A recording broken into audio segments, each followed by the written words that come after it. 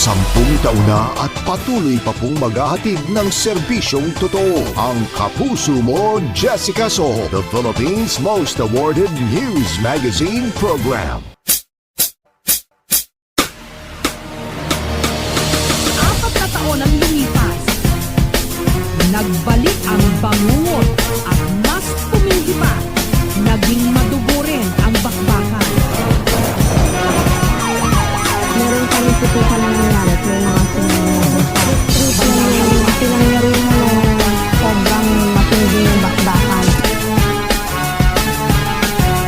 Dinig mo pa rin yung Kalab kasi ngayon ang kwento rito na di umano may umatake, aswang.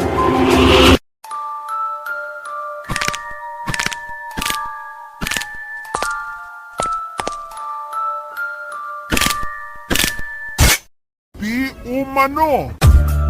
Kung sino ang umaatake aswang dito sa barangay San Jose. Nagsimula ang lahat nung nakatanggap kami ng maikling mensahe. Si Raul kasi iniiwasang sumabog ang malaki niyang sikreto. Ang kanya kasing ari, lumobo. Pag pinakikinggan ko mga kantang sinulat mo, pinatitibok mo ng kay bilis ang puso ko. Pag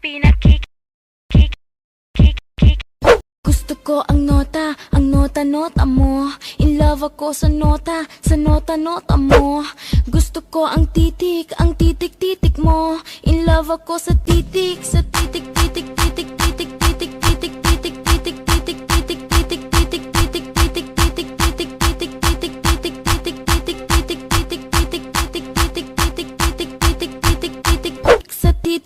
mo. Kaya ako pumunta rito para makipag-away. Narito po ako ngayon para makipag-away.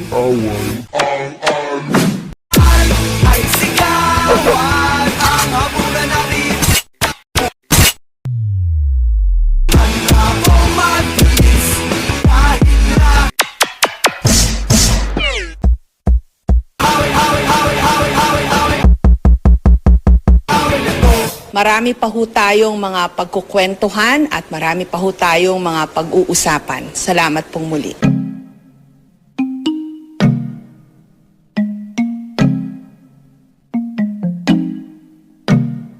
Pag dumating ka ay laking tuwa, ikaw ang sagot sa mga bakit. Huwag na tayo magpauling dalawa, alam mo naman na sa tabi mo'y langit dahil